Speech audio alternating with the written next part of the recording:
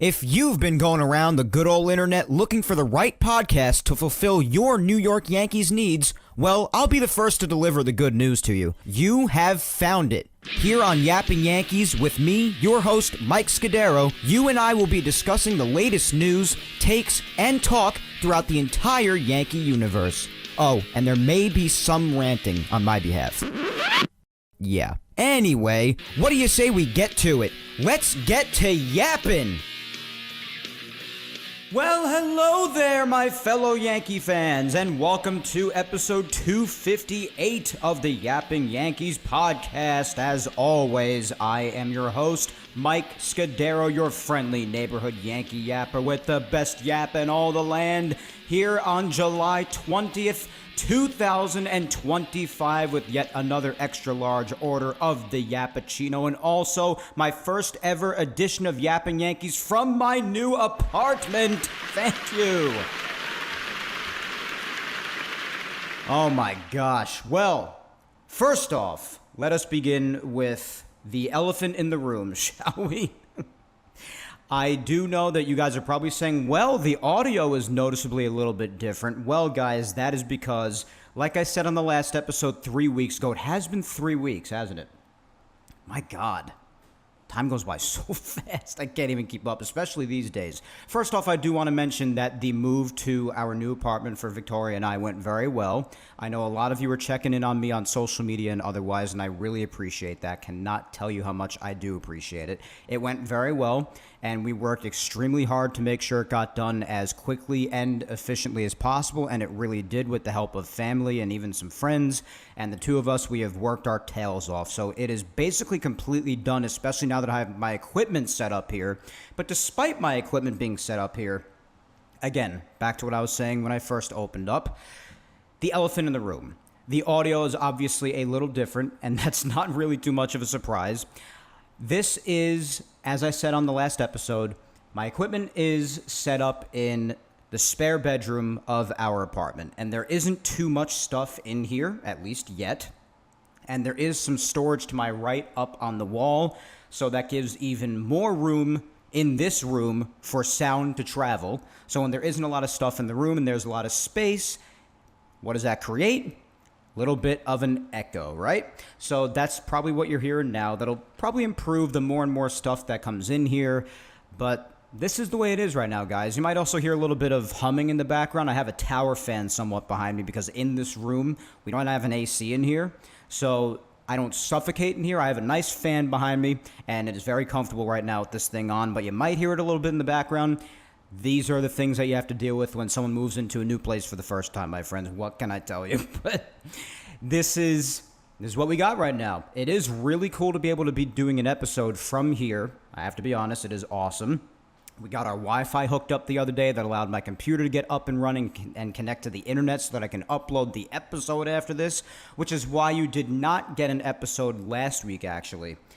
I was actually in town at my original house last Saturday, and I'd intended on recording an episode later on in the evening, because during the day, me, my brother, and a couple of his friends were just out playing sandlot baseball, pretty much hitting the ball around, doing some BP, shagging fly balls, the usual deal. And I had planned on recording this episode last Saturday to release last Sunday, because I had told you on the last episode the next one you'd probably be hearing was either going to be on the 13th or on the 20th. Obviously, you're getting it here on the 20th, the weekend of the 20th. And I'm recording very late in the night here, later than usual, so I'm not sure exactly what time this is going to drop, but I'll try to get it out to you as soon as I can. But when I was back home in my original house last Saturday, when I had intended on releasing this episode, I had intended to take my equipment with me because my desk and my computer were still at my original house. And I was trying to remember to bring my microphone and all my recording equipment with me, but I totally forgot it here at home at the apartment. So because I forgot that stuff, I didn't want to use my computer's internal microphone or the little webcam I have here. I didn't want to use the internal mic on there because it would have sounded like utter crap. If you think this sounds bad, you wouldn't have even wanted to know what that would have sounded like. So I did not even want to try that. I tested the sound quality briefly, and I almost vomited on site. So we're just not going to do that, I said. I just don't like releasing crappy sounding content if I can help it. So I just chose not to do it and push this out another weekend to right now. So that, my friends, is why you're getting episode 258 here on the 20th and not last Sunday on the 13th.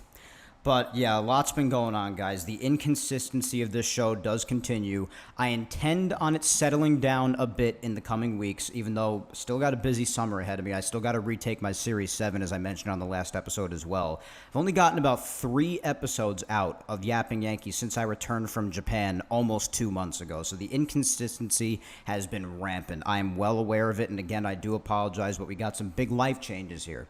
This happens. I'm popping out an episode when I can. That actually leads me to the good news that I have. Next Sunday, the 27th, for the first time in months, I actually intend, I don't know if it's actually going to happen, but I am mowing it over, depending on how the weekend goes. I do have another very busy weekend ahead of me next weekend. But I do intend on at least trying to get another episode out to you next Sunday. So it'll be the first time in months that I'll be getting an episode out to you on consecutive Sundays. Give me a hell yeah! I appreciate that, Stone Cold, but let's not get ahead of ourselves here. Maybe next Sunday. There's a good chance that I could fit it in. I'll do my best to do so, but it is on my mind doing it for the first time in a while. It has been months, probably about 2 to 3 months, because I'm home from, it's definitely at least that long, actually, because I've been home from Japan for almost 2 months, and I didn't do an episode for all of May, and in about a week and a half, it's going to be August. So, yeah, it's probably been 3-4 months since I did back-to-back Sunday Yapping Yankees episodes. So that would be pretty epic, wouldn't it? So I'm going to do my damnedest to do that for you next weekend, guys. So just a heads up on that. But, yeah, just wanted to update you on how the move went, because, again, I had a lot of people message me and ask me about that. Call me up if I know you personally. You have my number. I got a lot of that. So it went very well. It was a lot of work, and it drained the hell out of me, but it got done. We're about 95% there. Much of what we want and where is all settled and done with. So that's the good thing. And that'll continue to come together. It really is, since I had mentioned this is my first time having moved away from home and away from either of my parents. So, and it's the same thing for my girlfriend, Victoria. So this was, since this is the first time we're doing this, this was quite the experience to be able to see a home of our own come together for the first time, little by little. And actually, I shouldn't really say little by little because of how hard we all worked. It happened very quickly. But just seeing one thing after another coming together and the home becoming a real home, it's been quite an experience. It really has been.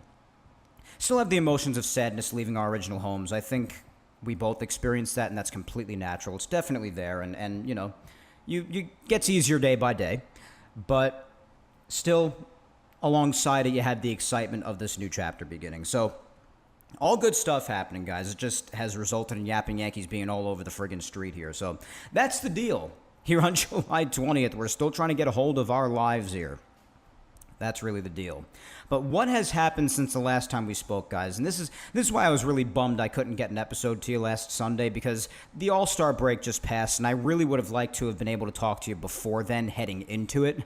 But things happen the way that they happen. At least I'm able to pop out an episode right after it took place, and there's only been 3 games since. I'm not going to go in-depth details on all the games we've missed in the last 3 weeks, even though we've only had 3 games in the last week since the All-Star game began, or All-Star break, I should say. But the 2 weeks before that we missed, I'll just give a brief, scoring recap, and just what the Yankees have done since the last time we spoke, but no in-depth details. I don't want to waste any time. I'm recording late tonight as it is, and I really don't intend on doing a longer episode because I still got the whole week ahead of me, and today was a crazy day. This weekend was crazy, so just want to pop out a nice, cool, fun, sufficient episode for you here tonight, and then move on and hopefully do an episode next weekend. That's the goal. But that's the plan, so we'll just do a quick rundown of the team top to bottom right now, go over some of the biggest pieces of news that have happened in the last 2 or 3 weeks since we last yapped on episode 257 3 weeks ago. Can't believe it's 3 weeks ago, my God.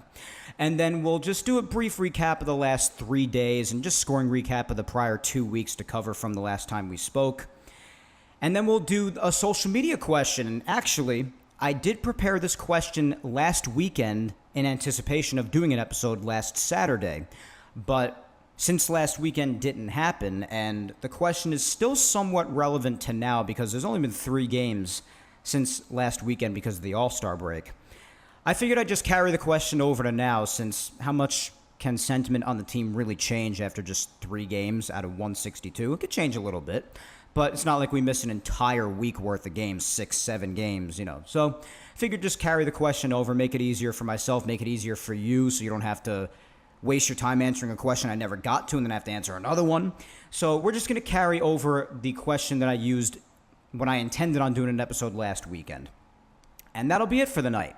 And then next weekend, hopefully I'll be able to do a bit fuller of an episode for you. Still got my sound effects and all that. That was another thing I wouldn't have been able to do without my equipment last week. Been able to just have all the sound effects I would have wanted. It just would have been a crappy episode. So that's why echo or background noise or what here in the spare bedroom of my new place, at least I'm popping out an episode. The audio can definitely be better than it would have been last weekend at the very least. And I have my sound effects, and I can make it sound at least mostly like the typical Yapping Yankees episode. So that's where my logic really centered around. Hope you guys can understand that. But since the last time we spoke, lots has happened. All-Star break came and went. Before that, lots of ups and downs. And they really needed the break when it came around. I mean, you could definitely tell that. I mean, they just had a rough final 2 games against the Cubbies, which is understandable. The Cubs are a very good team. But before that, the Yankees had that brutal week against the Blue Jays where they got swept in Toronto, and the Yankees lost first place for the first time since mid-freaking April.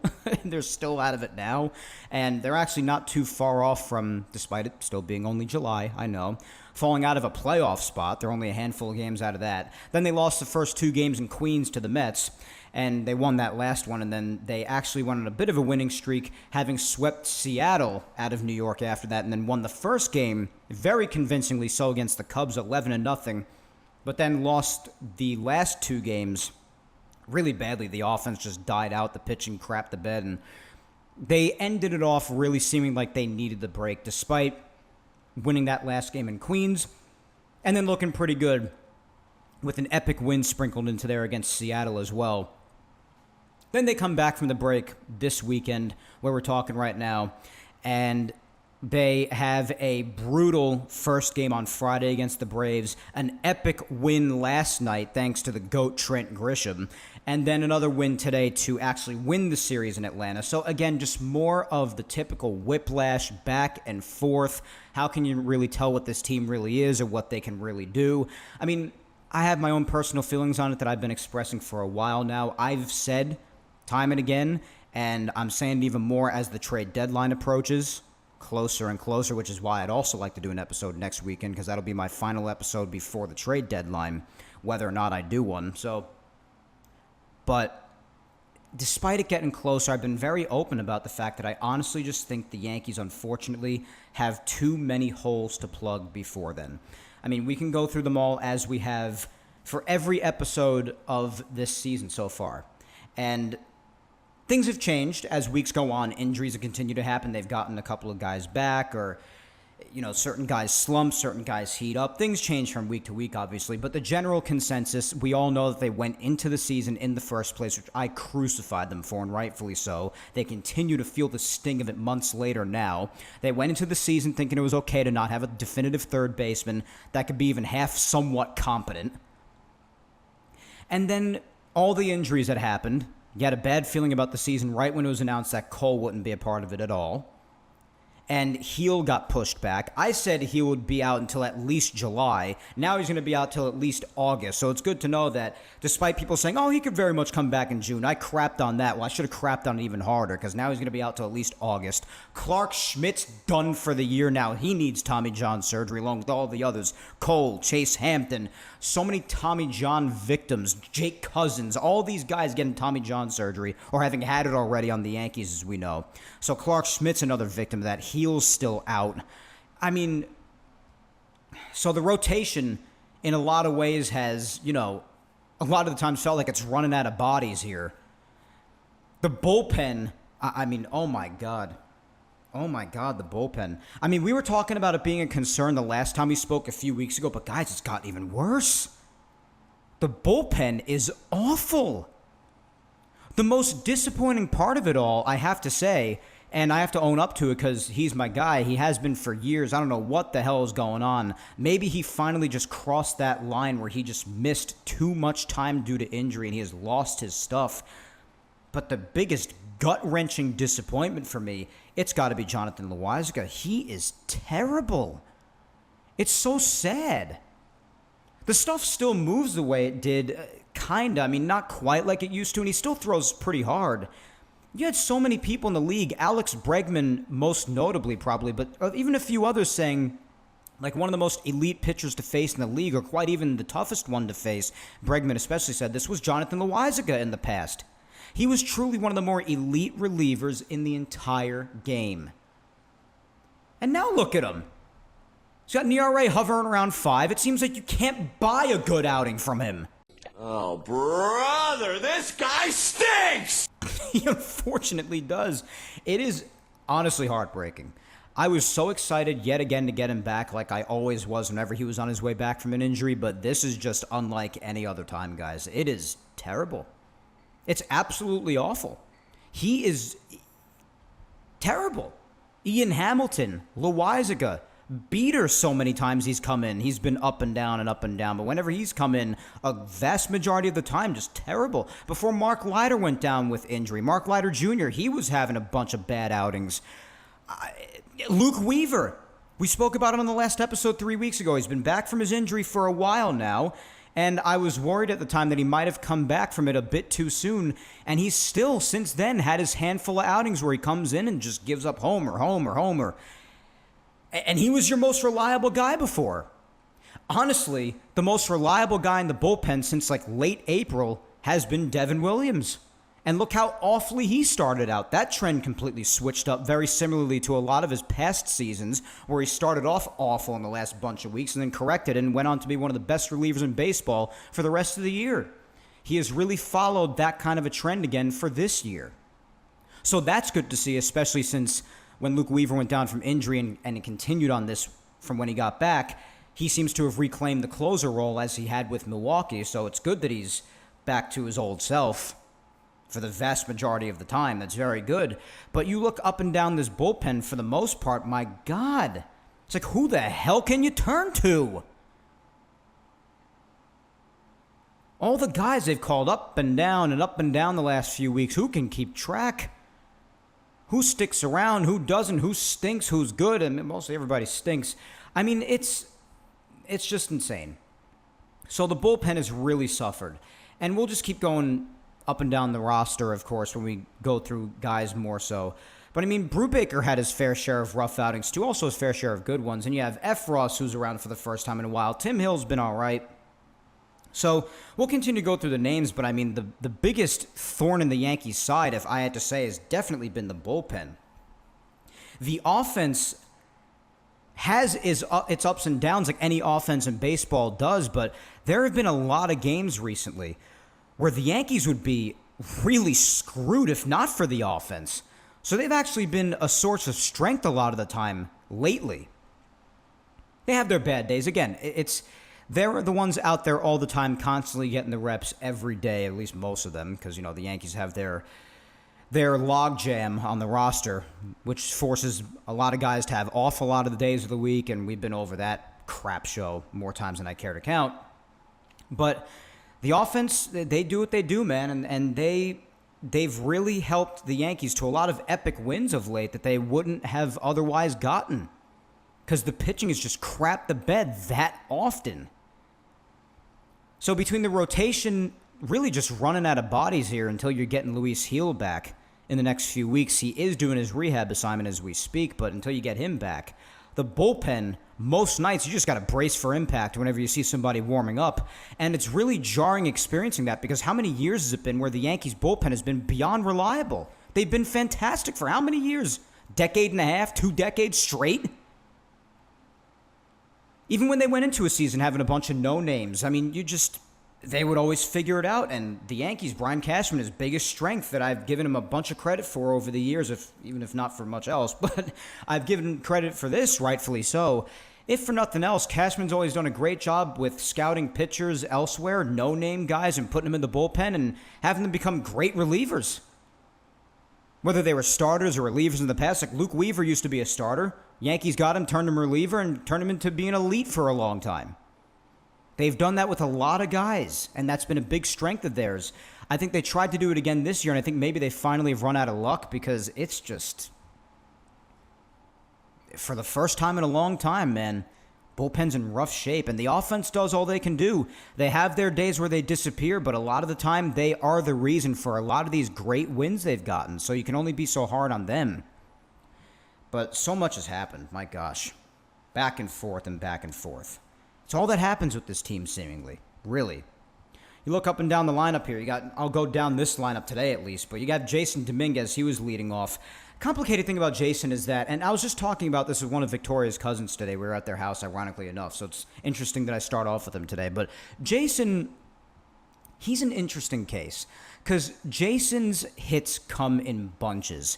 His overall numbers are fine. They're fine. Batting average hovering around 260, 8 home runs, 34 RBIs. OPS in the low to mid 700s. They're fine. It's not going to blow your hair back, but it's not awful either by any means. But a lot of that is just the median of what he's done because you'll get a lot of days like today where he's 0 for 5 and he has streaks where he goes 1 for 9 or 2 for 15. You know, he goes on these extended streaks where he does very little, just falls into these slumps. But then his hits will all come in bunches. Like in his last 7 games, he's 5 for 29. But in his last 15 games, he's 17 for 63. It was a 270 average. And in 30 games prior to that, he was batting, for the last 30 games, he's batting around 300. So he goes into these slumps, and then he'll just go on this tirade for a few days. It comes in bunches with him. That's what I've noticed. And despite him still making the occasional mistake out and left, I'll reiterate what I said 3 weeks ago. Defense still isn't amongst the best in the league out there by any means. He probably has made a few mistakes out there that he hasn't gotten an error for that he maybe should have, but he's certainly done better out there than I anticipated coming out of spring training, for instance, so I'll continue to stand by that. But just one thing I noticed about him with his offense, it comes in bunches, so that's very interesting. Judge, I mean, what can you say? When we spoke a few weeks ago, he was actually still just in the midst of coming out of his slump a bit. And in his last 15 games, he's still batting 340s, so he's still, for the most part, done very well. Last 7, he's batting in like the mid-200s again, but he's still doing his thing. He's got a couple of home runs in his last 7 games. He's got 36 friggin' home runs on the year now after the one today. Well, 37 with asterisks around it because of the robbed home run at GMS we will never forget. And he's got 82 RBIs on the year. He is trailing Raleigh for home runs by a couple and RBIs by maybe 1. I don't really know what Raleigh did today. I can check on the Mariners game. Let me see here. They scored 3 runs today, the Mariners, and let me see how they did score them. Looks like Raleigh was not a part of the scoring. He went 1 for 4, no RBIs, so he is at 38 home runs right now. If Judge had the home runs that he should have at 37, he'd only be 1 behind in the home runs and 1 behind in the RBIs. So they're pretty much hugging each other still. And congrats to Raleigh on the home run derby, by the way, although I have to say that was one of the more suspect home run derbies of all time. While I'm on this subject, before I forget, just want to mention that. That decision by baseball to not only not have a swing off before deciding to advance him past Brent Rooker in that first round, but also letting it come down to that minuscule of an amount of difference in their longest home run projections. I mean, I have extreme doubts that the system can get that specific sometimes when they have the problems that they already have with it and a bunch of replay systems and projections and all that. But my God, what a hunk of crap that was. Rooker got screwed.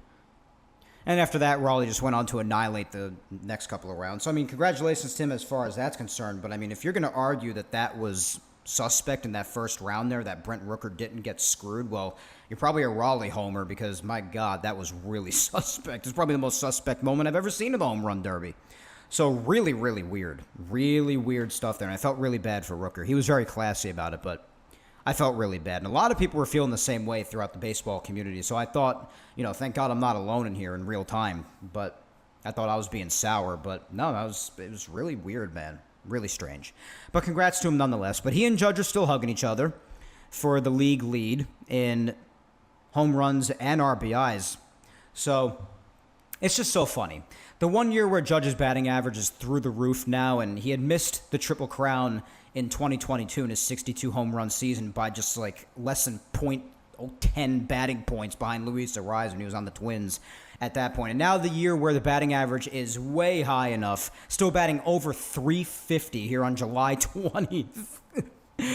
Oh my God. Now the batting average is where it needs to be to win a potential Triple Crown. And now he has Cal Raleigh coming out of friggin' nowhere and giving him the run for his life with home runs and RBIs. There's always something that gets in Judge's way. It's very aggravating. It's probably this year or, he has a chance at doing it maybe next year or the year after that. But, I mean, come on. This was going to be the year when you saw Judge batting what he was this whole season so far. My God. But in any event, Judge is still friggin' killing it. I guess that's the moral of the story. Bellinger. I know he wasn't doing this great up until around the time voting happened or maybe a little bit after it. I'm aware of that. But, my God, you want to talk all-star snub? And there were a few snubs. I mean, Seiya Suzuki not going is just a crime. Cody Bellinger not going there was a shame. I could go on and on. The snubs happen every year, guys. Between that and the All-Star game being meaningless, and especially what they did to decide the winner of it now, I mean, to add to that even more. I know a lot of people like that. I personally wasn't too big a fan of it. I'm not getting beyond upset over it. It's an exhibition game. It's the All-Star game, so I'm not going to get pissed over it, but I was just like, that's pretty lame, what they did to decide the winner of that with Schwarber and whatnot, but I mean, I don't watch the All-Star game anymore. I don't care about it. And it's the snubs are a part of the reason why I don't. And Bellinger was a part of that. I mean, 280 average now. What this guy has done for the last couple of months overall, just extraordinary. 280 average, 17 home runs. He's hit a bunch of them lately. He has 4 in his last 7 games. 56 RBIs, OPS well into the 800s at this point. Bravo to Cody Bellinger, man. You know the defense and versatility at that is coming with it as well. So bravo to Cody Bellinger, man. He is doing a fantastic job. I'm so happy to see it. Predicted big things for him coming out of spring training, so you know I am very happy about this. I was a big Cody Bellinger supporter coming right out of spring training and right after the trade was made. Thank God. Thank you, Cody Poteet, for allowing this to go through. But yeah, I'm just glad Cody's here at this point. I know he got off to the extremely rough start he did, but grateful at this point, man. Terrific. Even Stanton has resurged very nicely. Had another 3 hits today, 3 for 5. Averages at 286 now. How about that? 4 home runs, 16 RBIs, OPS getting towards the high 800s. In his last 7 games, he's batting 421, batting 300 in his last 15. He's doing good. He's doing good. And Stanton, as I said, amongst all of the other names that we spoke about 3 weeks ago, Rice and Trent and Jason, all the guys who have had to deal with rotating days off because Cashman has no idea how to properly assemble a roster. We've spoken about that time and time again. But whenever he plays, Stanton's gotten it done, man. And I love to see it. I've always been a Stanton fan, even when others have been crapping on him left and right. You guys know that. So I love when Stanton does well. And he had himself another fine day today.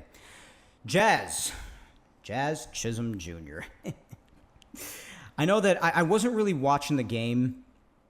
I think it was last night. But my mom was telling me that at one point in the game, there was some tension between him and the Braves. And, like, he had the whole team roped in on at one point. Maybe it helped to motivate them. I don't know. But he still has that mouth on him, even if that wasn't his fault yesterday, from what I understand. But still's got that mouth on him, and he went to the home run derby and made a complete fool of himself. Listen, I know he had a good time, and it's not, end all, be all, live or die by the home run derby. You can only care about it so much. It's for fun. It's the freaking home run derby. But I would be remiss if I just chose not to say that it was like the worst home run derby performance I've ever seen. It was awful. Oh my God. I didn't really truly mean this down to my bones because, again, it is the home run derby, but I'm like, another nationwide embarrassment for the Yankees there. Jazz doing what he did in the home run derby. I guess the sun will be rising in the east and setting in the west tomorrow. How shocking is that? But, oh my God, it's just awful. It's just terrible. But, yeah, so that was quite interesting to watch. Damn! Cam is right. That's really all that can be said about that. But otherwise, Jazz, when it comes to the actual games, he's still doing okay. I mean, before the break, since he got back from the injury, we'd spoken about it for the last couple episodes I've done. I mean, he was kicking ass. This past weekend, he didn't do too much. I mean, he had a nice hit today, that RBI double, but he's been doing all right. Last 7 games, not doing anything crazy, but the last 15, he's batting almost 280 and had 4 home runs. So, he's doing nicely in that regard. On base percentage was .365, slugging .545. So, he's the home runs are there. That's where that slugging's coming from. 17 home runs on the year, 45 runs batted in. He's got 10 stolen bags, so that's good. .845 OPS, and a lot of that, again, is post-injury numbers. So, that's the deal with Jazz. He's got the mouth. It's probably his biggest attribute, but he still goes out there and gets it done a fair amount of the time, especially if you're talking post-injury. Goldschmidt. I am so glad that I can shift this discussion with him because the last time we'd spoken, he was still trying to get his way out of his extreme slumping. So I am very happy that I can finally say this, but Goldschmidt definitely found his way back from those few weeks where he was just looking like first half Goldschmidt from last year, just dreadful gameplay. I was willing to ride it out because we got to remember Goldschmidt is getting up there in age, and with how unbelievably he had been to start the year for months, it was only fair you give him some leeway. That's not even mentioning what he's done on defense. So I'm glad that I did, and I'm glad a lot of people continue to just ride with him because for the last few weeks now, he has been back, man. Last 15 games he's played, more or less since the last time we've spoken, he's batting around 300 again. 280 even in the last 7 games or so this weekend and the last few games before the All-Star break. 280 average. The power's still not there. He hasn't hit a home run in about a month or so. It's been a long time since he last hit a home run. But listen, he puts bat to ball, gets on base, and does what he's got to do. And especially at his age, I've said it many times before, I can't ask for too much more than that. So I'm glad Paul, in a lot of ways, has resurged to what he did for the vast majority of the first couple of months of this season, which a lot of people, including myself, didn't expect to the degree that it happened. So all hail Goldschmidt, man. What can I say? I'm glad he's doing good again. Ben Rice, he caught today, actually, before he was subbed out later on in the game for Escara. But nonetheless, Rice has still been doing pretty good, especially the last 7 games or so. He's batting 300. Before that, he was still just kind of in the trenches, just trying to get by. And he's very valuable to the Yankees because, how often did he take the DH role? Can play first. He can catch. So like many guys on this team, he can do more than one thing. He's versatile, and that helps. We like that. So he has his ups and downs, though. Ben is very streaky. When he goes down, he goes down. Does very badly. Like he'll, in the span of a couple of weeks, he'll barely be batting 200, and he won't really be putting bat to ball much at all. Sometimes he runs into his bad luck because he continues to strike the ball well, but yeah. So the last 7 games, though, he's been back a bit, and it's good to see. He had a good day today, despite going 0 for 3. He did take a walk today. A very good at bat there. That's encouraging always to see. It's a sign for a guy who might be struggling a bit, but overall in the season, the numbers don't blow you back. The power's been there. The 236 average, how many people care about average when there's a lot of other stats to tell the story? You care about average if not much else is there to tell the story, or if it really does do a good job with a particular player at a particular time to paint a big picture. But I know in general, batting average and the worth of it has really taken a hit over the last few years, but 236 average, 14 homers, that's the good part. So you're probably going to get at least 20 from him this year. I'll be surprised if not. Depending on what happens to at the deadline, you don't know if he'll be shipped off or whoever else will be shipped off, but we'll see. 31 RBIs, nothing crazy. OPS still hovering around 800. It's not bad at all either. Very good, as a matter of fact. So Ben is still doing what he's doing. He's versatile, solid on defense. Maybe makes a couple of mistakes catching, but he hasn't done it really regularly at all at the big league level, so you can only be so strict on him in regards to that. But with the offense, he's streaky, man. You just gotta get through it with him, that's all. Speaking of the guy who he was subbed in for, who subbed in for him later on in the game, J.C. Escara, JC's hits, they don't happen very often in the last maybe 3-4 weeks or so. Doesn't get him very often, but he's valuable behind the plate. I still say I love how he calls the game. He's a cool dude. I like him as a person. So I'm cool with him still being the backup, man. I mean, listen, that's how much are you going to ask for from a backup catcher, right? And for what he does there, I'm cool with it. He's definitely had some big hits this year, that's for sure. Speaking of the third catcher on the team and the main one, Austin Wells, his batting average is still in the 220s, 14 home runs, 54 RBIs, OPS in the low to mid 700s. Not bad for a catcher. I mean, the average is low, but listen, I've been saying this to a lot of other people who do very much value batting average. They don't like that he's not batting at least maybe like 15, 20 points higher. I say, listen, for a catcher, if he's going to finish the year with 20-plus home runs, RBIs maybe hovering 70 to 80-plus, I take that from a catcher, man. At that point, that's when I don't personally look at batting average all as much or too much. I'll take that. Especially if the OPS is in like the mid 700s. Yeah, I'm good with that as far as catching it. If you're even half decent defensively, I'll take that, man. I will. So it's all good there. Wells just keeps up the pace, keeps showing the power and getting hits when it matters, and keeps on playing smart defense.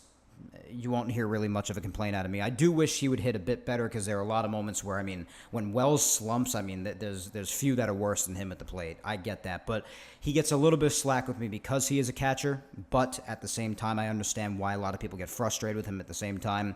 I do too myself at times, so I get it. I do.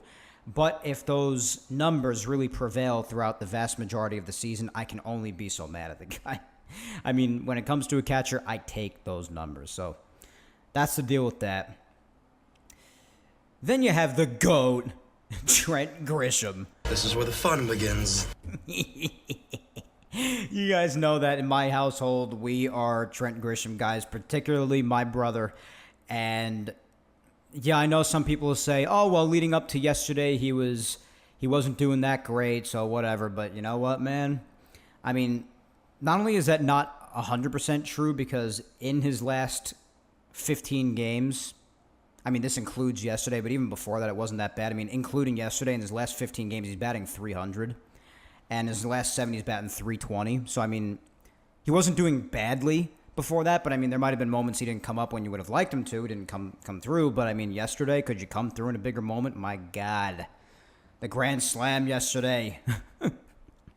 At the end of the day, the guy is having the best season of his career, pretty much. The best regular season of his career.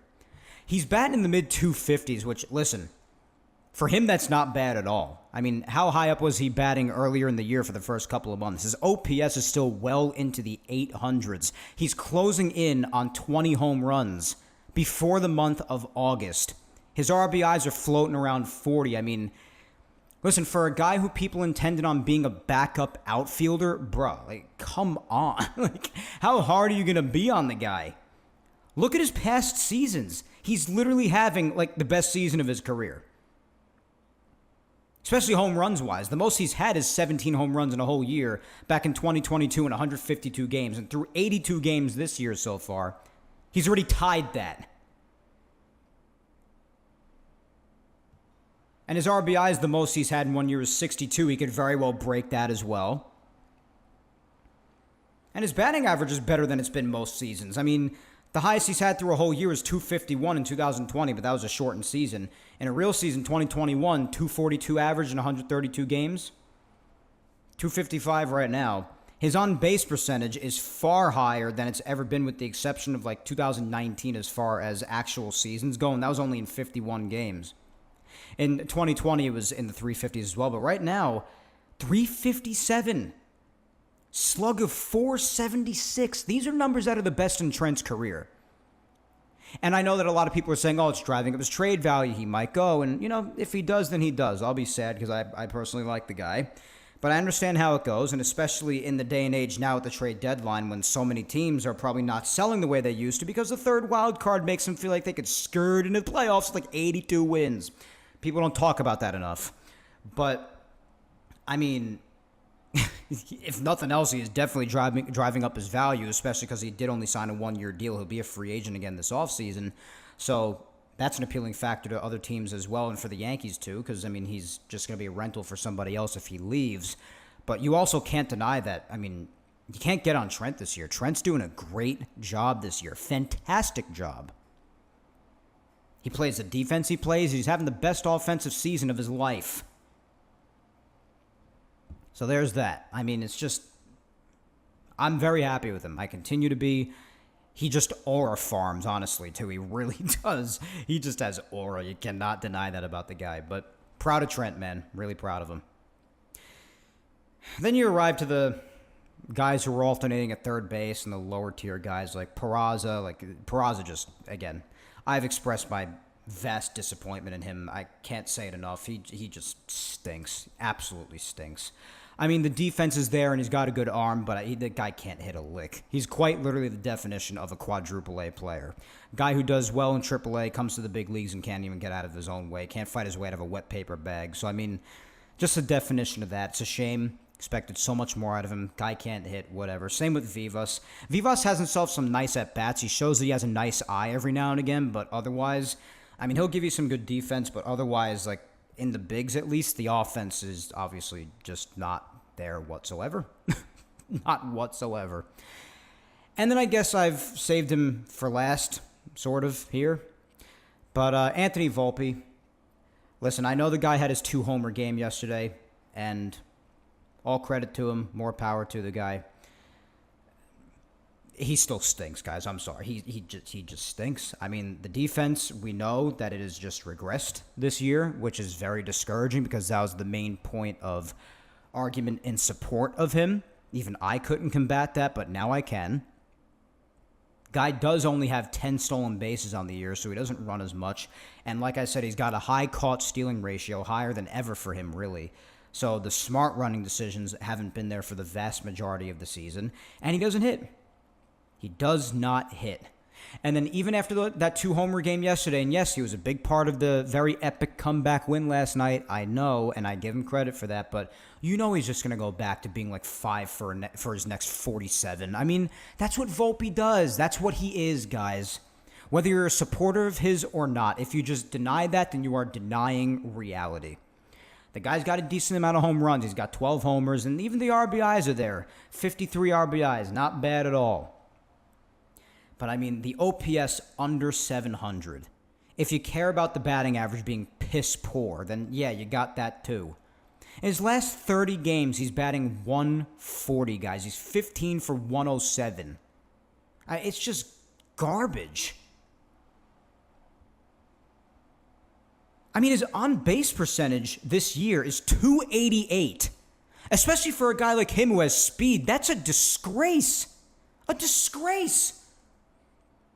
His slugging, even though his home runs are there, it's under 400. I know the guy's a shortstop, man. You focus on defense first. All the excuses you want to use for him. You want to focus on defense first? Great. That's not even been there the way it should. What other argument you got for me? The kid stinks.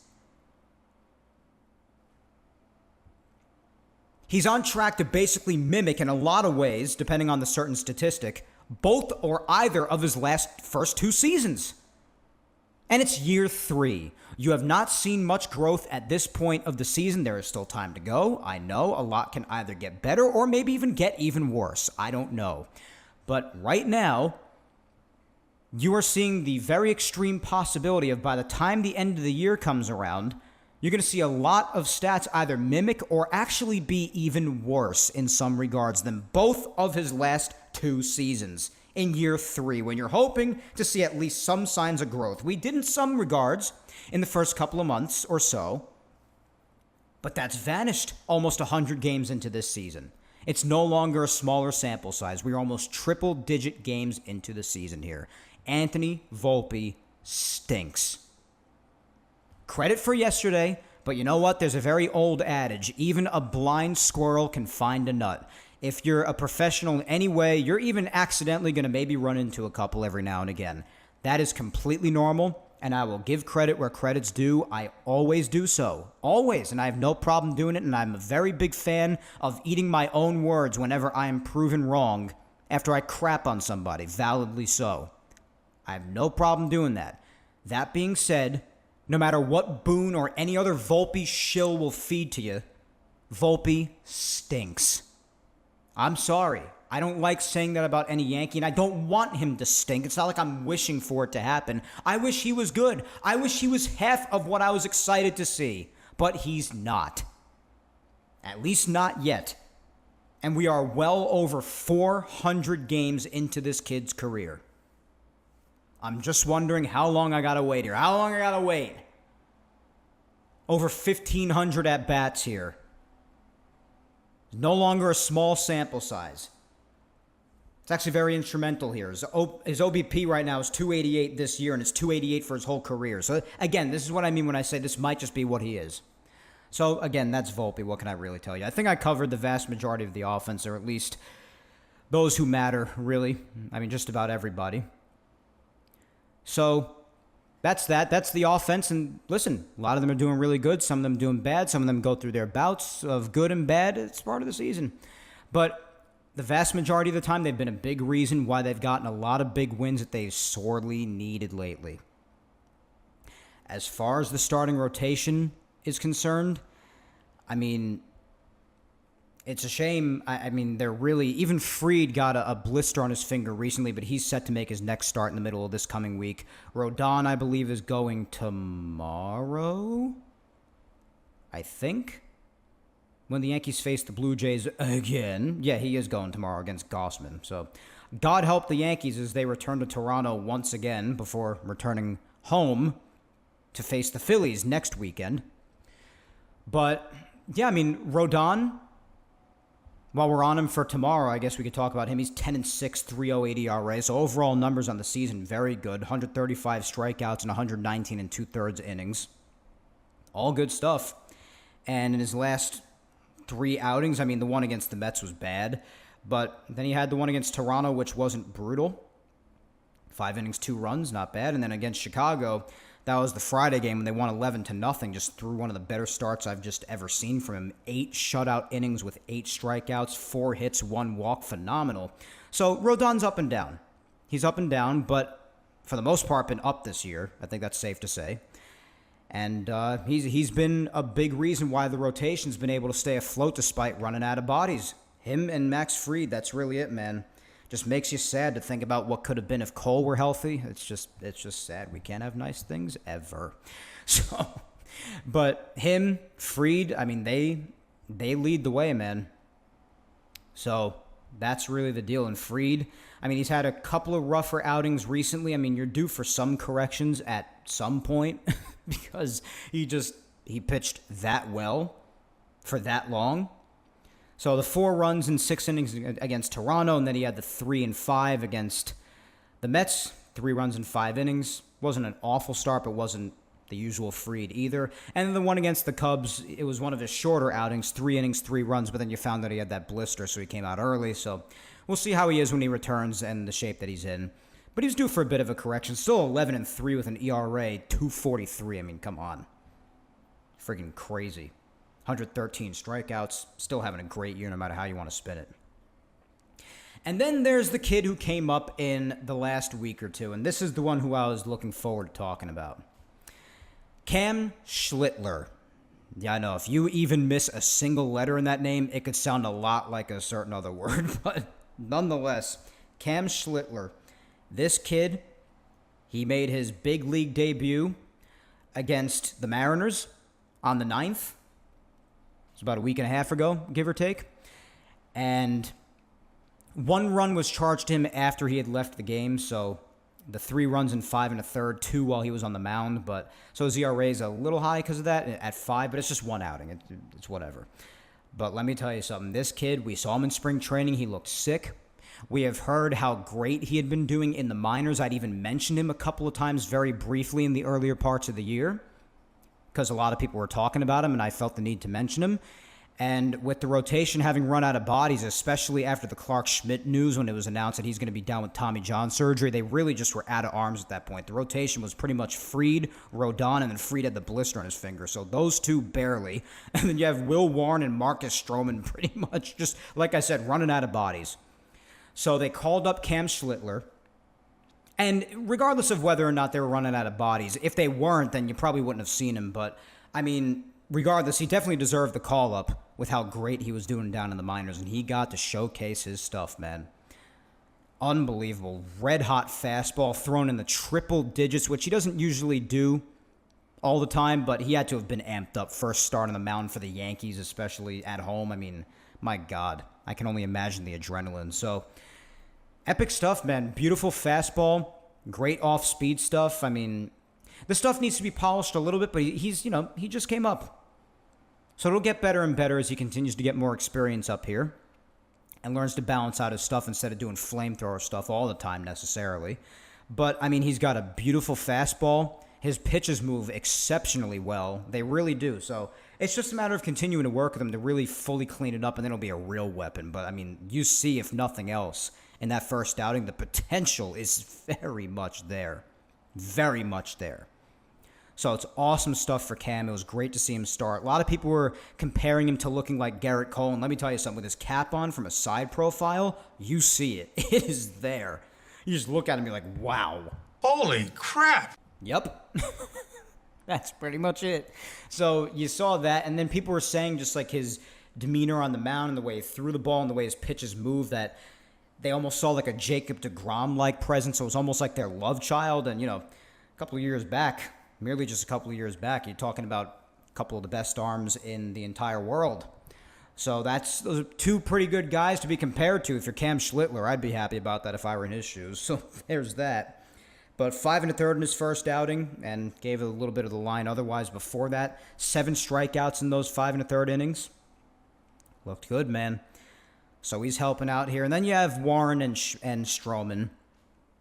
Losing Schmidt, really, that sucks.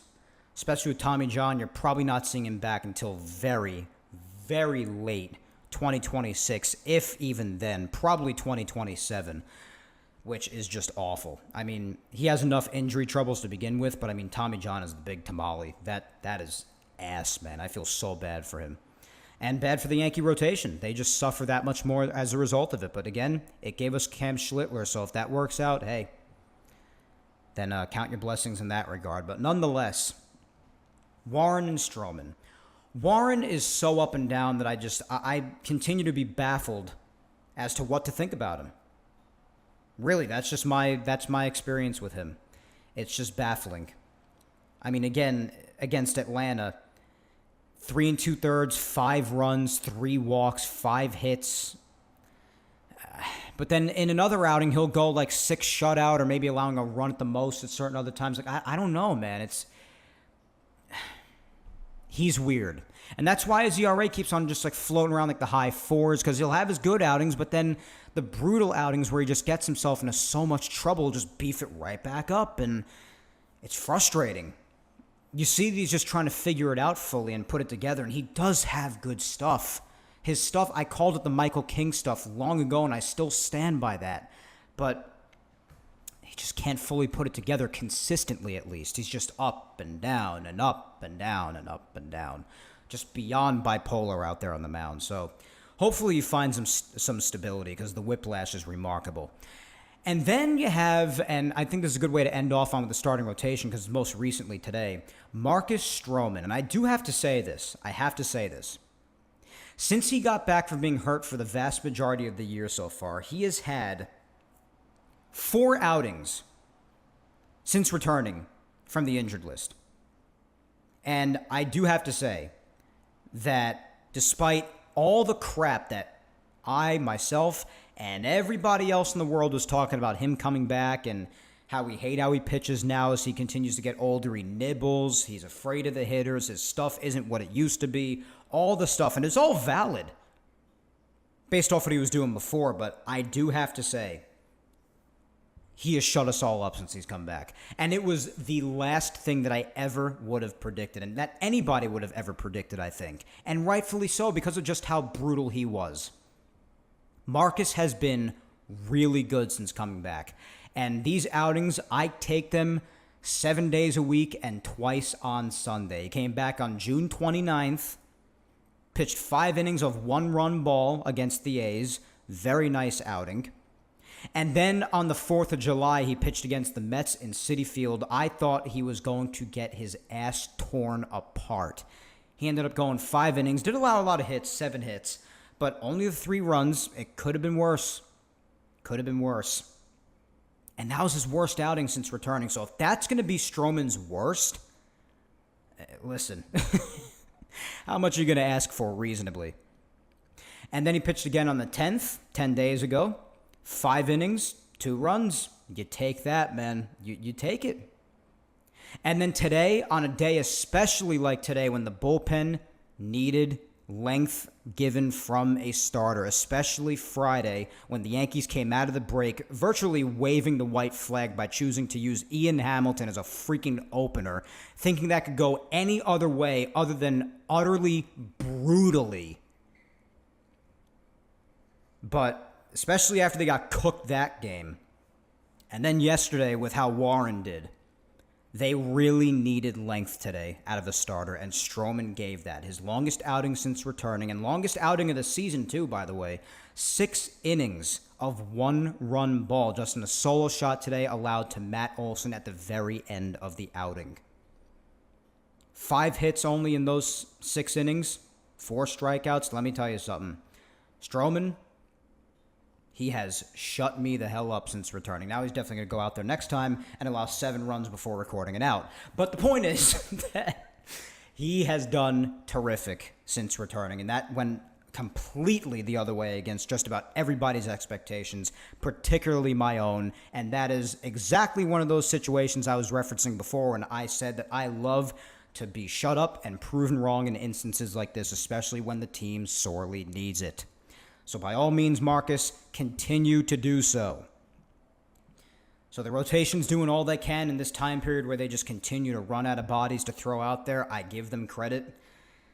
They're doing the best they can to just get by with all the injuries they've been dealt, man, against some of the top arms. Can you just imagine? Another thing I was talking with Victoria's cousin about before, this rotation, had it been at full strength. My God. Cole, Fried, Rodon, Heel, Schmidt. Schmidt would have been a 5. Like, oh my God. Depression. Yeah. Really sad. Really, really sad what could have been. But they're getting by the best they can. And the bullpen sucks. That's really all I can say about that.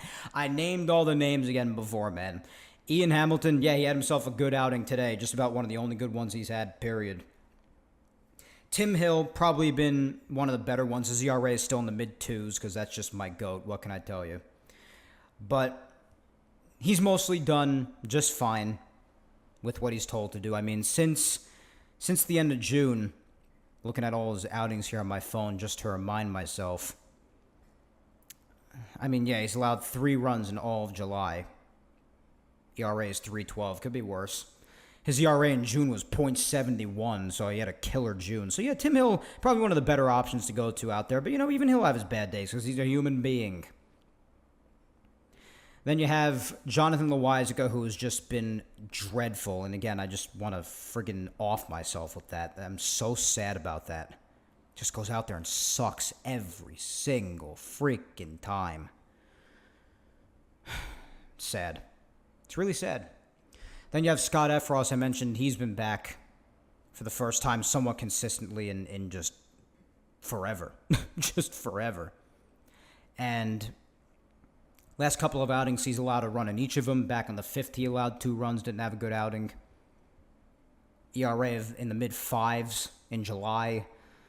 So, I don't know. Effross kind of is what he is. You can't really rely on him too much, but hopefully he goes out there and gets the job done because there aren't enough of them out there in the bullpen doing so. Weaver, like I said, since he came back from injury, mostly been bad. But, I mean, lately, it's been, a little better in his last couple of outings. In his outings on July 1st, 3rd, and 4th, just awful. Again, home run. And even on June 20th. And then 24th, 27th, 29th, he was all right. But, the first handful of outings in July, again, just brutal. And then in his last 3 times out there, the 9th, the 13th, and the 19th, yesterday, he's gone scoreless. So, been a bit better. Hopefully continues to trend upward because, again, another guy that was so fantastic early on. The bullpen really needs him. And Devin, despite giving up the home run today, he's continued to just go out there and just be as solid as he has been since the better part of late April. So you're thankful for that. I mean, he had the 2 runs allowed on July 2nd. That was really the big clunker this month. And the last couple of times out, he's given up a run. Again, today included and yesterday. But still, I mean, you can't deny for the most part how solid he's been since late April in the vast majority of his outings. I mean, in the month of June, he had an ERA under 1. So, good to see, man. You hope it continues. But again, just so many of the arms, man. So many of them. This Rico Garcia guy who the Yankees picked up from the Mets off waivers, I think. And on Friday he came in, he just had a clunker. So then that's another guy they just picked up, and, I think he was let go again. JT Brubaker had his 3-inning shutout outing on Friday, so that definitely helped the bullpen from getting more cooked than it even could have been, even more so. But Brubaker's even had his couple of clunkers as well. He's done better than I thought he would do. But, again, the Yankees need all the help they can get, so hopefully he continues to just trend upward as he has been. But, the bullpen overall, I mean, the vast majority of them, especially the guys who you didn't expect to feel this way about, like Hamilton and Loaisiga, you just brace for impact when you see them warming up, and it's really sad. But that's that, guys. That's how the team's done individually. And since the last time we spoke, they have gone 7-9. Could have been even worse if yesterday's epic comeback didn't happen. And who knows how that could have affected today. Maybe if that didn't happen yesterday, they would have been deadbeats again today and lost again. In which case, they could have been like 5-11 since the last time we spoke. Either way, in the last 3 weeks, particularly not so many games because of the All-Star break, they're still a sub-500 team since we last spoke, so that's not great. But again, goes back to the narrative that I've spoken about, up and down and up and down and up and down. For the most part, it has been the bullpen's fault. That is just how awful they've been. But, I mean, then you have your days where the offense will pull a disappearing act. Everything seldom works together well all on the same day. It just doesn't happen often at all. So that's just what you've got to get yourself used to watching this Yankee team, and it is very frustrating day by day. Very frustrating. But that's the hand we've been dealt, and who knows what happens at the deadline. But I have a lot of people constantly asking me, even in my personal life, let alone social media. And we'll talk more about it next week, because next week will really be the true deadline episode, with it mere days away at that point. And again, I really hope I can do an episode next week, and I should be able to. But everybody keeps asking me, Mike, what do you think's going to happen at the deadline? You think the Yankees could turn it around with making a bunch of moves? And my answer is just, well, listen, I truly do think the Yankees have too much to tackle all at once. I mean, you hear all the rumors about Eugenio Suarez and Zach Gallen being coupled in that deal, and what the Yankees would have to give up in order to get both of them. And would Spencer Jones be on the chopping block? Would Ben Rice be involved? Would Trent Grisham be involved? And Spencer Jones being a big one, considering his recent promotion to AAA in the last bunch of weeks, and how he's been probably one of the better minor league hitters in the entire league since his call-up to AAA. So he's trying to break down the fence to get up here. So is his trade value at an all-time high, really? Can the Yankees address everything? I'm saying, listen, really? I mean, they have too many holes to plug. They need a third baseman. They need a starter. They need multiple relievers. They have too much to do in too little of an amount of time. And there's also the elephant in the room, too, that I've been talking about constantly, that people seem to be forgetting. I don't see enough people talking about this. I truly believe that despite moves still being made here and there in the last couple of years since it was introduced, the third wild card has an effect on the deadline that I don't think people have truly even come to terms with yet, or have really even considered in some cases. This third wild card, like it or not, it has teams skirting the 500 line about give or take halfway through the season, almost 3/4 through the season, whenever the deadline happens to be, either the last couple of days of July or the first week of August, depending on the season. It has these teams that are skirting the line of a 500 record. It has them thinking that they could sneak into the playoffs if they get 82, 83 wins. So they're not as compelled to sell as they might have been in prior seasons. You have to consider that too. People talking about Eugenio Suarez and even Gallen taking part in that deal in a package back to here possibly. People have talked about DeGrom too. I mean, if these are teams right here and you talk about them, like the Rangers are 50-50. You look at the wild card standings, they're 3.5 games out of a playoff spot. I mean, what's the likelihood? Not too likely, but they're not out of it by any means, with over 60 games left to go in the season. You look at the Diamondbacks, they're a bit more. They're also 50-50, but they're 4.5 out of a wild card spot. So do they want to make a push for it, especially since Eugenio Suarez is on a freaking tear right now, hitting home runs like there's no tomorrow. He's about to catch up to Judge. I mean, and if you want to talk about teams skirting the line also, if you're looking at teams like who aren't in a playoff spot right now, like the Cardinals or the Giants or the Reds, these are teams scratching at a third wild card. Teams like the Rangers, teams like the Rays, like maybe these guys without a third wild card in past seasons would have been more compelled to sell, but they might think now we can sneak into a playoff spot and who knows what happens from there. Let's hold on to some of our guys. This has an effect on things. So I'm not even sure it's going to be as active of a deadline for the Yankees or even others as much as people might think. We don't know yet. Not sure. But because of that, I use that as a reason to tell people to not rely nearly as much on the deadline as we might have been able to in past seasons. It's just the reality of the situation. And it's a shame, but that's the place that baseball is in right now. The third wild card, that's the effect it's had. You can get into the playoffs if you win 82, 83 games and barely finish with a 500 record. It's the way it is now. That's what basketball does. That's what a lot of hockey does. Almost half the league goes to the playoffs. So we'll see, but there are a lot of holes to plug, guys. A lot of holes, and we'll get even more in depth on it next week. But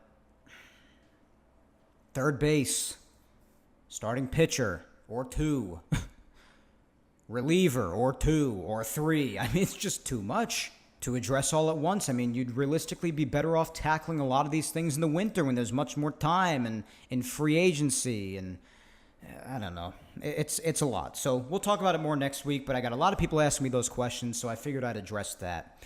But why don't we get to some Yankees news since we really did a deep breakdown of the team, talk about what they've done generally of late. Let's talk about some of the news that's happened. Speaking of the bullpen, this is another big hit that they took back on June 30th. Fernando Cruz, we knew that he had a brief injury prior to this, but then he came back. He wasn't as good as he was before after that original injury, but he still had his good outings. But then on the 30th, he went down again with an oblique strain. So just dealing with a lot of injury troubles. Yankees bullpen losing another big arm, and it's a high-grade strain, unfortunately. So he's missing a lot of time. I mean, despite that happening basically 3 weeks ago already, basically around the last time we spoke, like the day after.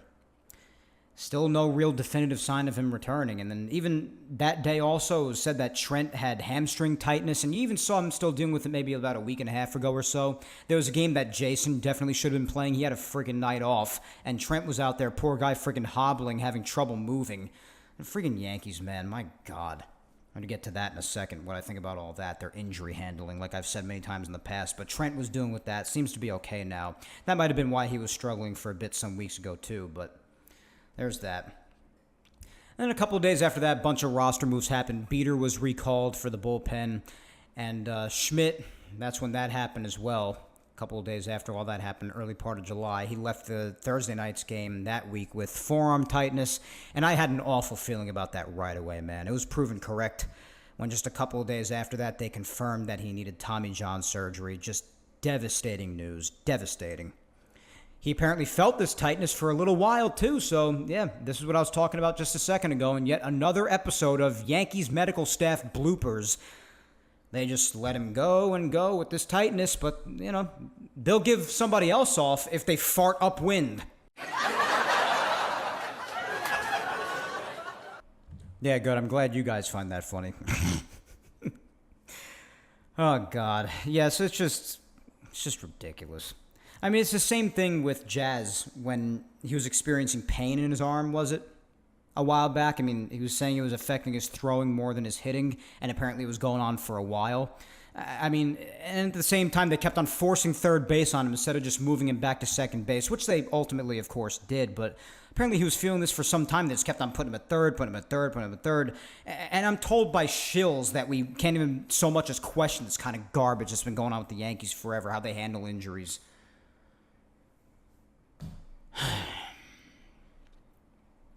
Any friggin' way. In other news, while the Yankees were also getting their skulls dented in by the Mets in the latest saga of freaking 2025 humiliations at the time, they did sign Heimer Candelario to a minor league deal at the time.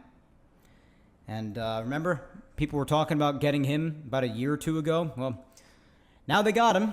All this time later, I mean, definitely buy low risk, potential high-ish reward. Although he was coming off of DFA after brutal gameplay. I mean, I think in 22 games he batted like 113, but he was a better player prior. I guess they, just finally decided to get a third baseman. So that's nice. But it was a minor league deal, and it was a little fix. So hopefully if they're to get a third baseman, it's someone of more significance at the deadline. But that was just, a little depth move, I suppose. But that was a move they made a couple of years later than people were hoping. But whatever. As I said earlier on in the show, we all rightfully crapped on them beyond for not even addressing third base to start the year. Now being late to the party like they often are, they address it with a minor league deal to Candelario, someone people wanted a year or two ago. So even if it's not what we thought or even hoped for, perhaps, we'll see. Oh, and Anthony Volpe, not to pile on even more, but I almost completely forgot about this. Well, this is another example of him just sticking his head even further up his rear end, accident or not. When it comes to injuries, just, continues to be a freaking airhead out there. And I know it doesn't come at the best of timing day after he hit 2 big home runs, but I mean, otherwise, for the better part of the last bunch of months, I mean, come on. It just continued to be a freaking airhead in this case, too, never running out of ways to show his ineptitude. But threw the ball back into the deeper part of the infield after an inning ended when the Mets were playing the Yankees at Citi Field. And Judge was running in, and Judge, not knowing the ball was thrown, is just minding his own business running in, and he got beamed in the friggin' face with a cut right next to his right eye. So that's just terrific. Yeah, everybody was probably like Darth there, honestly. But fortunately, he was okay, and Yankees didn't seem too happy about it. But I mean, who the hell would? You're friggin' beating the captain in the face? Now, what else are you gonna do wrong? Friggin' bonehead. But just another dart on the board. So, but he's all right, though. So then there was Mark Leiter Jr., and he got hurt as well. So he was placed in the 15-day back on Tuesday of last week with a stress fracture in his left leg. So just the pitching numbers, like I said, just particularly in the rotation, but just overall just dwindling and dwindling and dwindling. And when that happened to him, Beater was recalled again. So, yeah, there was that. Then on Wednesday, because of them continuing to just run out of arms, this was when Cam Schlittler last week got the call from the minors.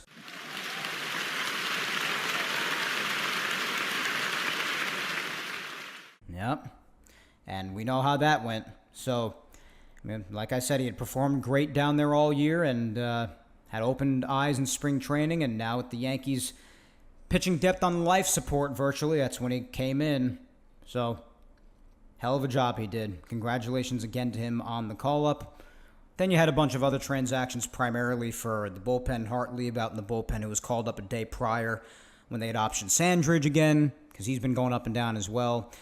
Well, Hartley was DFA'd for that 40-man roster transaction for Schlittler, so, and he couldn't even make it cleanly through an inning with a 10-run lead the night prior, so that's that.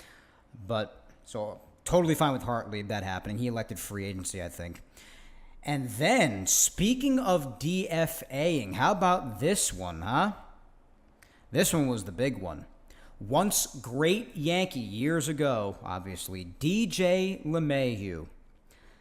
The Yankees did something I didn't think they would ever have the guts to do, but to say the least, and I think every single one of us could agree on this, guys, it was time. I mean, more than time.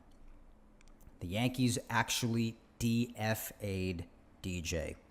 Now, in his front-loaded contract, not as much money owed left on the back end in his last couple of years, had a little bit more than $20 million still owed to him. Really shouldn't be hard to eat for the Yankees. This happened on Wednesday as well, but, I mean, We'd heard from Boone just prior that when they had moved Jazz back to second when those arm troubles were revealed finally, we'd heard from Boone that DJ wasn't thrilled about being moved to the bench as a result of that. I mean, who would be thrilled about moving to the bench at the end of the day, despite performance? But I mean, I didn't expect this. I truly didn't, especially not out of nowhere like this. And when they should have done it at least a year prior. Like I said, more than time. The timing of it was interesting because actually, in comparison to the better part of the last 2 or 3 years, even though he still wasn't blowing anybody's hair back, DJ, upon coming back from injury in 25, was actually doing better for the most part than he had the last couple of years. So again, the timing of it was interesting.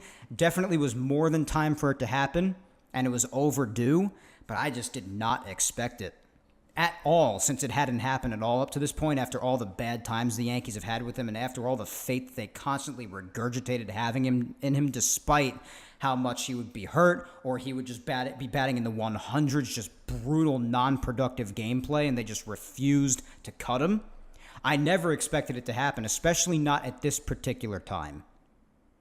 So, very interesting and out of the blue move there. So, DJ LeMahieu has been DFA'd. It's a shame that after the start that it got off to for the first 2 or 3 years, one of the more remarkable starts, first handful of years for any Yankee acquired in recent time.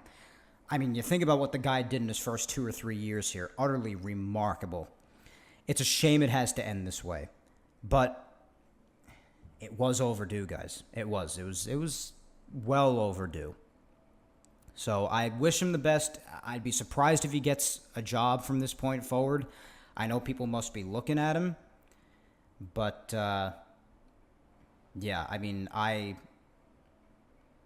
doubt it that he's going to find another home to land in. But, I mean, I don't wish anything bad on the guy, obviously. A lot of good times here, and I don't have an issue with him personally. Hell, I don't know him, obviously. But more than time, just shocked by the timing that the Yankees actually had the guts to eventually do it.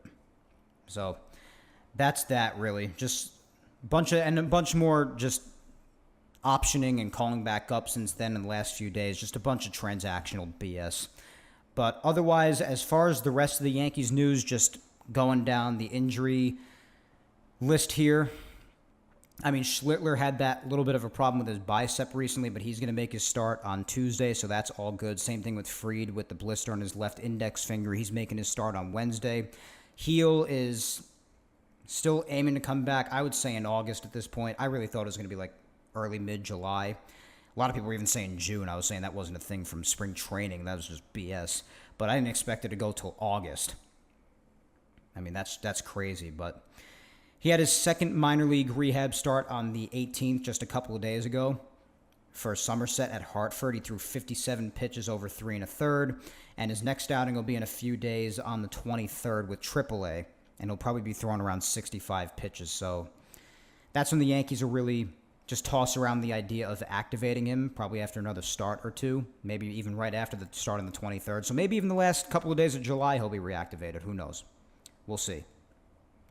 Then you have De Los Santos. He has his right elbow discomfort, but he has just started up his AA rehab assignment yesterday, so there's that.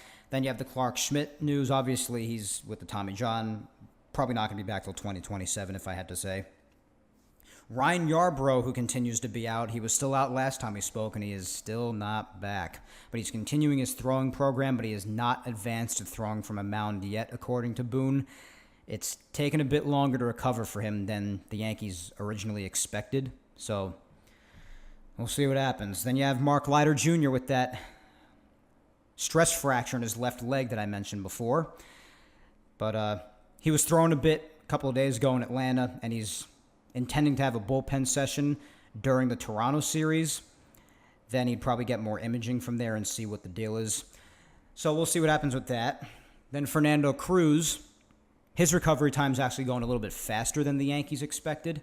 But he's probably still not going to be back till at least well into August. But he's resuming. He had been playing catch the last couple of days, and he's healing well, so we'll see how he continues to progress. Then you have the rest of the guys who are just out till at least next year. Cabrera, Cousins, Hampton, Cole, all the rest, the usuals, blah, blah, blah, blah, blah. Then you had Alan Winans constantly going up and down from AAA, and Rico Garcia after his outing Friday, DFA'd. So just all the usual stuff. Guys like Winans and Beater up and down, the transactional crap. Weekly recap. We'll go through this really quick. Like I said, Yankees 7-9 since the last time we spoke. We'll just go through some final scores before the games from the last 3 days, and then we'll move on to the social media segment and wrap up, my friends. Yapping Yankees time machine. Let's go.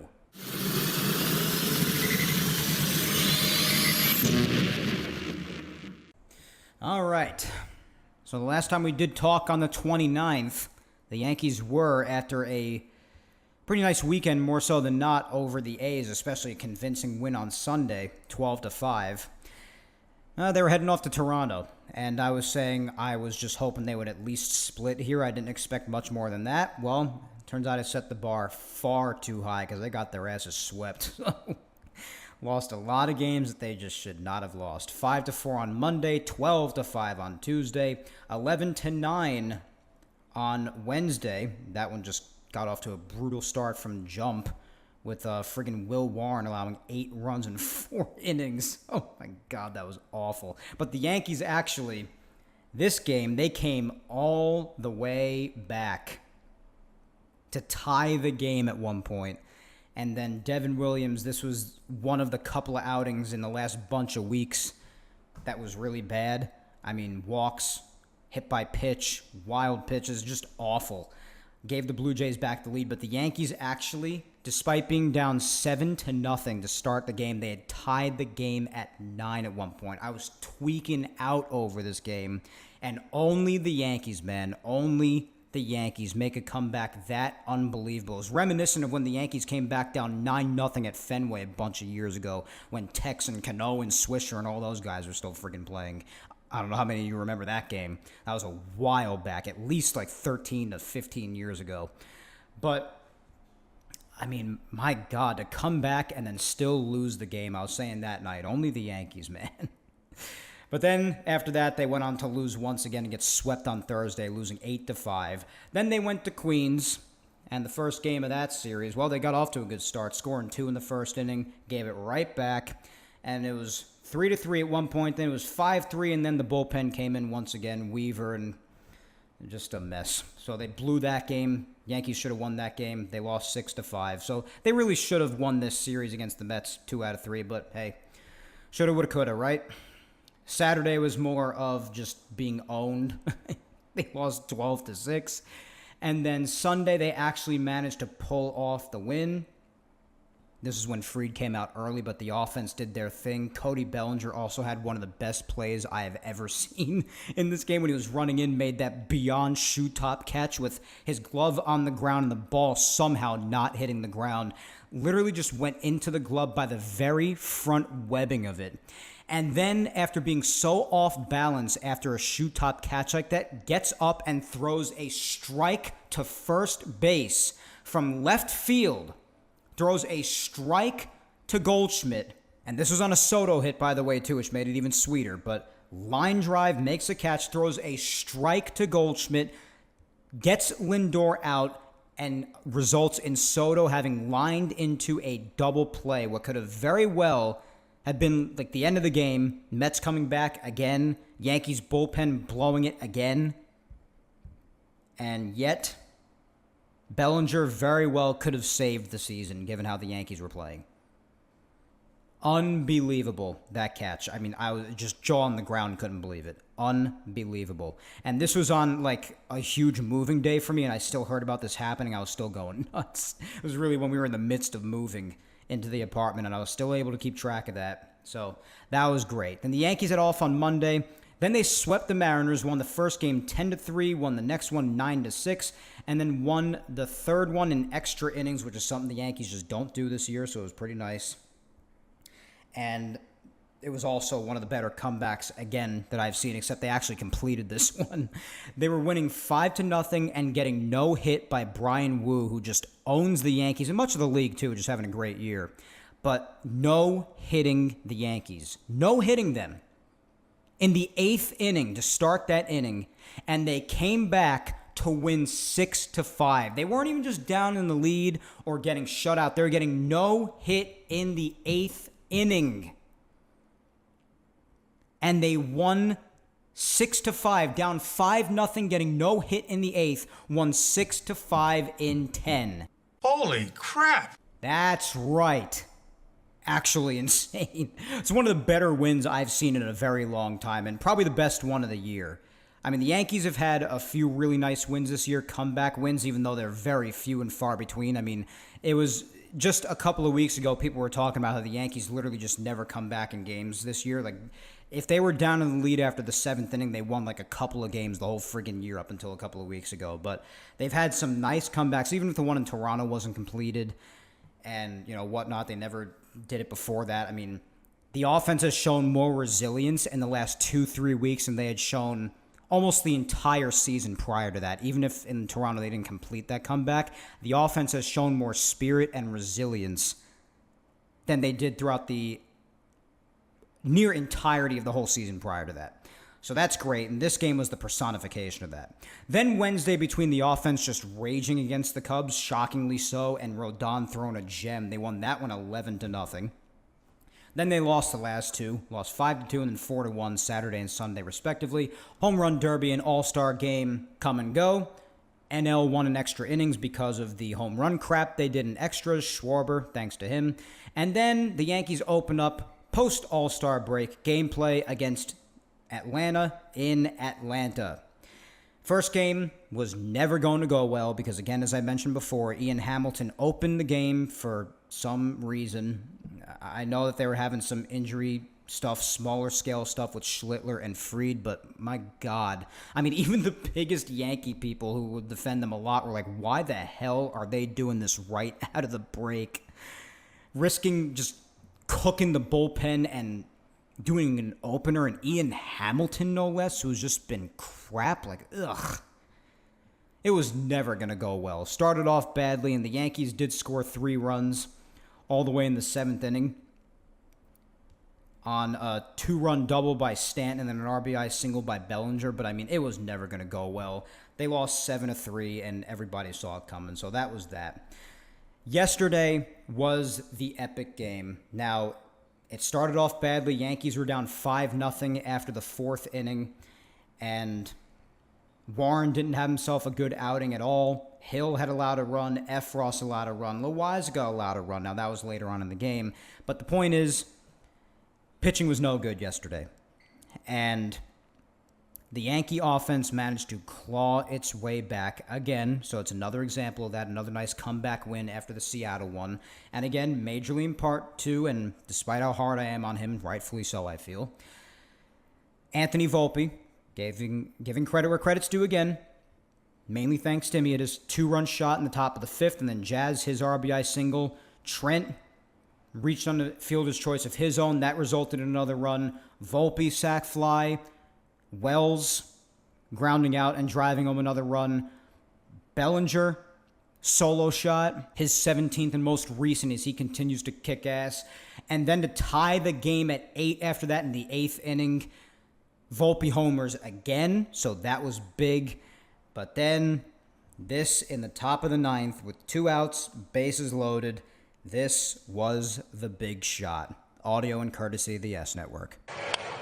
High fly ball, right field, Acuna back, on the track, at the wall, see ya! A grand slam for Grisham! And the Yankees have come all the way back, and they take a 12-8 lead! Epic. Friggin' place erupted. Wild crap. Wild. Yankees went on to win 12-9, another epic comeback for them. Great stuff. And then today, they would win 4-2. Like I said before, Stroman still continuing to bafflingly so shut us all up. 5 hits, no walks, 1 run in 6 innings with 4 strikeouts. Great stuff for Stroman. Only giving up 1 run on a solo shot to Matt Olson towards the very end of his outing. Otherwise, Judge with homer number 36 to open up scoring in the top of the first. Should have been 37. But Goldschmidt RBI single after that made it 2-0. Vivas was hit by a pitch that he made absolutely zero effort getting out of the way from. That made it 3-0. And then when it was 3-1, Jazz, RBI double made it 4-1. Acuna, in the bottom of the ninth, hit that homer off of Devin Williams, but come back to no avail as the Yankees won the game, and thereby the series, winning 4-2 in the rubber game matchup today in Atlanta. So that's a good way to open up post-All-Star break gameplay, winning your first series, despite it getting off to a bad start on Friday. Coming up over this next week, as far as what's ahead, Monday the 21st, the Yankees are headed back to Toronto, as I mentioned earlier. First game tomorrow night, Monday the 21st, 7:07 p.m. Eastern, Rodon against Gossman. And then Tuesday, 7:07 Eastern once again in Toronto, you'll have Cam Schlittler against Max Scherzer. And then Wednesday, Yankees will be on Amazon Prime. Do not forget that, Prime Wednesdays. It'll be Max Fried against Chris Bassett. Just a 3-game set this time around. Yankees have off on Thursday the 24th. Then they come home next weekend to face the Phillies, 7:05 p.m. Eastern on Friday. Taijuan Walker pitching for the Phillies. Nothing announced for the Yankees yet. That game will be on Apple TV, by the way. Hooray. Saturday the 26th. No pitchers announced for this one yet. 1:05 p.m. Eastern at the stadium on Yes. And then Sunday at 1:35 p.m. Eastern on the day that we shall yap again. Yankees and Phillies at the Bronx for the third and final game of that series. So that's what's ahead for this next week as far as Yankees baseball. Let's wrap up real quick with the social media question that I gave you last week when I was anticipating on doing an episode then, my friends. So let's get that question up. We'll just read a few replies. All right, here we go. Okay, so it was an open-ended question last week. What are your overall sentiments on this team as we get ready to head into the All-Star break? Now, obviously, we're past the All-Star break at this point, but since only 3 games have been played, I figure that the sentiments should overall more or less be kind of the same. So, let's just read what you guys had to say. I think you can gauge what my sentiment is about the team based off the entire show I just did, so I won't repeat myself. First up, we have my good buddy James at Rebirth Chaos 09, and James says they're playing better, still trailing Toronto as of now for first, still need a third baseman and more pitching, especially in the rotation and bullpen. They need to not waste the prime of Judge and get this man help to win it all. Yeah. They do need all of that. That's what I was saying before, and wasting Judge's prime, little part of me doesn't feel as bad about that after last year, considering he went as dead as he did in the playoffs and contributed to Game 5 negatively as much as he did with the drop ball, despite the home run earlier in the game, but you get what I mean. If he were playing like Judge, who knows what the Yankees would have been even more so, what the Yankees' chances would have been to win, and maybe he could have had that ring, so he was very much partially at fault for that, but all the other years, yeah, definitely massively the organization's fault for not doing right by him, and who knows what will happen in the next bunch of years. But the overall sentiment, yeah, I agree. And they do need that much help. They are bipolar as hell, though, man. The bullpen is definitely just crap for the most part, most days, and rotation, they're doing the best they can, but they're low on bodies, and the offense is doing all they can, but whiplash day by day. Whiplash. Next up, we have at Mountain Gal 456. My friend Tina says, even though you're not doing the show, Mike, today I'll still reply. Yep, that's good of you, because I'm using it today anyway, so good on you, Tina. Seems like every season we find ourselves in this position. We have a good lead, then we become unrecognizable. Then start playing well again right before the break. Pitching needs to stay consistent. That's my worry. Yeah, they followed the same trend for a lot of years now. They start off strong, particularly they have a great May, and then some point in June, it's like the Hindenburg disaster. They just crash and burn. And July, maybe, end of July, right after the break, they pick themselves up. The dog days come through, and they usually finish pretty nicely in September for the most part. Very similar trend for the last couple of years. So I agree with that, but the consistency, that's it. Like I said, the whiplash. Oh my God, day by day, it's so frustrating. Which part of the team is crap? Which part of the team is working? Are both failing? Are both working, which only happens every once in a blue moon? It is just exhausting. And then never feeling secure with any lead with the bullpen late in the game. That's not a feeling we Yankee fans have had to have for a very long time. We've been very spoiled with good bullpens for the better part of the last 15 to 20 years, I would say. Some would say maybe even more than that. So, all right. Next, we've got at SamCat7 saying we need third base, shortstop, and pitching help. Yeah, not enough people are saying shortstop. Up next, we got at Laura_Icemont. My buddy Laura says, I'm glad they're rebounding a bit after their slump, but we need them to continue being consistent and strong post-All-Star break. It's the only way they can make the playoffs. Yeah, because especially if they're going to be staying under Toronto, and Toronto's just going to continue to not lose a single damn baseball game, yeah, they're going to have to work at getting more and more consistent the best they can, for sure. It's a big key. Rebecca at Peace Now for Life. Rebecca says, hi, Mike. In my opinion, this team got better this week. This is obviously at the end of last week. DFAing DJ, although sad, was needed. Great to see Jazz back at second base where he belongs. I hope Cashman will be active before the deadline. Pitchers and a great third baseman are my wishes. Then we roll and take back first. I hope they take back first. They've been out of it for some time now, and they had it for an awfully long time. But the Blue Jays aren't losing games, man. They're not losing. This week will be a big factor in it. Facing them again 3 times the next 3 days. This will be a big determining factor for the weeks to come, I think. These next 3 games. We'll just have to see. I hope they'll be active at the deadline too, Rebecca, but my points from before, we're just going to have to see. They do need a lot of help, though, as we've well established. At Yanks2228 says, this team has moments of great stuff, but there's too many injuries to pitching and a whole lot of holes in the lineup for them to go deep into the postseason. Cashman really needs to make big moves if they even want a chance to go far in it, in my honest opinion. Yeah, a lot of injuries. They do have moments of great stuff, but again, that's the bipolar, whiplash sort of gameplay that I always talk about with these guys, so I certainly agree with that. It's tough to deny. At CZ October 25 says, without Cole, just where I thought they'd be, in a dogfight with most of the others in the AL East. Yeah, well, the Red Sox being a part of that fight, I will continue to argue that that is really just the Yankees' fault more so than not, because they really let them back into the dance with how much they let them just pound them in this year completely unnecessarily in the first bunch of series with them. I mean, the Yankees really let them back into the dance. The Red Sox were dead and out of it. I mean, come on. I don't care how early in the season it was. They were done. They were down for the count, and then the Yankees just single-handedly jolted them back to life. More than once. So, I'll continue to argue that. But yeah, they are in a dogfight, absolutely. Tampa Bay's been losing a lot more in the last bunch of games. That's been a big help. I mean, at one point, the Yankees were like a half a game away from falling into friggin' third place. The Red Sox not far behind in fourth. I mean, it was just getting real bad about a couple of weeks ago or so. But as long as Tampa continues to keep losing, I mean, because they were so hot for a while there. They were doing so well, so they had to come back down to earth a little bit eventually, so that's helped recently. But the Blue Jays, man, I mean, they're staving off the Red Sox a little bit. The Red Sox were a game back just like to start this weekend, so that was nerve-wracking too. But the Blue Jays aren't losing, man. They're not losing. At Jerry Chesler says they need pitching and a third baseman to be a serious contender. Hope they do something at the deadline. Yeah, we'll have to see.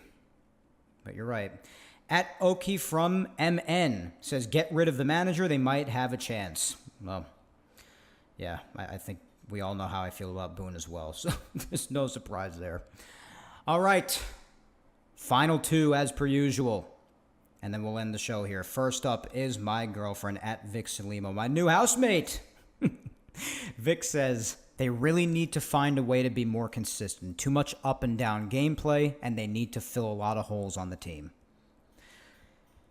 Yeah, that's a good way to put it. They have been so up and down. So up and down. The whiplash. I can't say that word enough. That's the best way to describe them, man. It just is. Last but not least, my mom, Julia Gina Scudero, and she says, hi, Mike. Hey, Mom. Miss you and Yapping Yankees. So thankful for another great episode. I'll miss hearing you scream, well, hello there from behind your bedroom door, but nonetheless thrilled you're back. Yeah, this is my first, as I said, my first episode from the apartment, so that is true. My answer is I'm really excited at how the team had been playing since around the All-Star break and especially now at the end of this weekend. What exciting games. Before the break, things became fuzzy a bit, but after these last 2 incredible games, offense and defense on point, and let me tell you, Trent Grisham is the man on this team that blows my mind. You can count on him a lot of the time, but watching the team before and after the break, I like what I see more so than not. Pitching these last 2 games was also solid. I say, let's go Yankees. Thanks, Mike. Yeah, the pitching, yesterday wasn't great at all. But Will Warren massively crapped the bed along with a couple of the other relievers, Loizaga and whatnot. But today they were a lot better, and the pitching's been doing the best they can to get by, particularly starting rotation. But the bullpen's got to be better. Yeah, Trent, he had some scenarios where, in recent time he didn't come through as much, but yesterday he certainly did. And hey, even if he has a few situations he doesn't come through, how many has he this year? And a lot he has, and he's having the best season of his life. So all of that cannot be denied. So absolutely, Grisham has been friggin' awesome. We love Trent in my house, like I said. It's just great. But nonetheless, yeah, the offense and defense in these last couple of games more so. It's always refreshing when you see the defense because, again, the biggest problem we always talk about with the Yankees, it goes without saying, the fundamentals, they are just probably one of the dumber teams fundamentally you've ever seen in your life.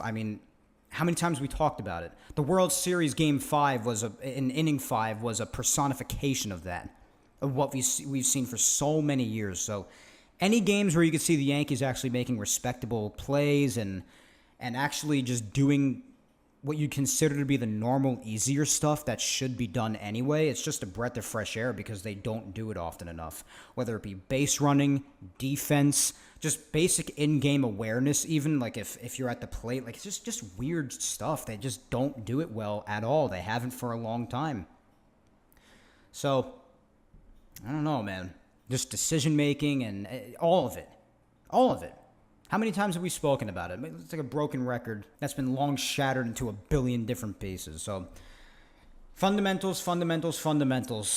That's all I can say. So you're absolutely right. When the defense is on point, particularly when it's at the same time as the offense, it's a lovely thing. But yeah, last two games certainly made it exciting again. We'll see what happens this week. First full week of Yankees baseball back in a couple of weeks. God help us. Anyways, guys, that about brings it to a wrap for episode 258 here, guys.